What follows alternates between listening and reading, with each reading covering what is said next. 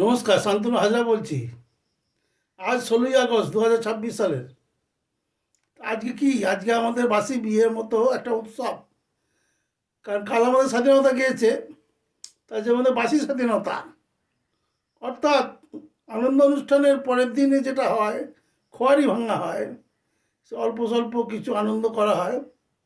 আজ আমাদের সেই 16ই আগস্ট, আজকের দিনেই ভারত স্বাধীন হয়েছিল। ওই গান্ধী আর নেহেরু স্বাধীন করেছিল। আজকের দিনেই ভীমরাও আম্বেদকর, যে ছিল স্বাধীনতা বিরোধী মানুষ, তাকে দিয়ে সংবিধান রচনা করানো হয়েছিল। একটা ব্রিটিশ সংবিধানের অংশ দিয়ে বলা হয়েছিল এর ধাঁচে করতে। কারণ তখন সবই আমরা ইংলিশ ইংলিশ স্টাইল। ইংরেজরা দীর্ঘদিন শোষণ করে চিপড়ে করে ফেলে দিয়ে গেছে, আর আমরাও তাদের মতো ছিলাম। তাদের নকল করতে করতে ওদের সংবিধানটাও আমরা নকল করেছি। ভীমরাও আম্বেদকর ছিলেন ছিলেন হরিজন সমাজের লোক। তখন ব্রিটিশ পিরিয়ডের শেষের দিকে বা আগেও দেখা যায় গেছে যে ভারতবর্ষের যারা পিছিয়ে বর্গের লোক, পিছনে পড়া লোক, হরিজনরা বা আদিবাসী সমাজ বা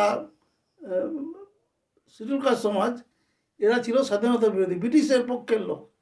কারণ এমনি সাধারণ লোক আদিবাসীদের বা শিডিউল কাস্টদের এত ঘৃণা করতো জাতপাত বলে, যে ওরা বাধ্য হতো ব্রিটিশ শাসনকে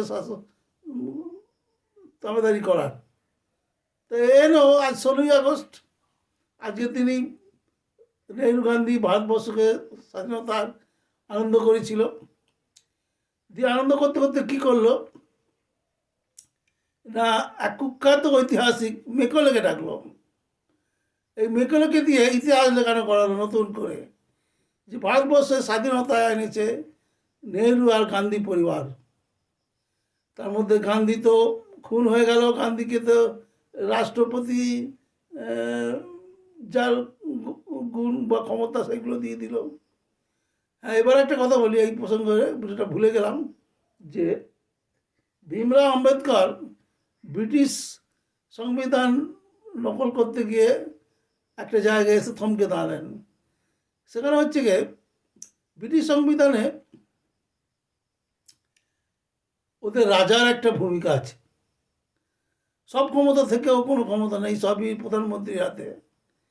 তো সেটা মেলাতে পারছিলেন না।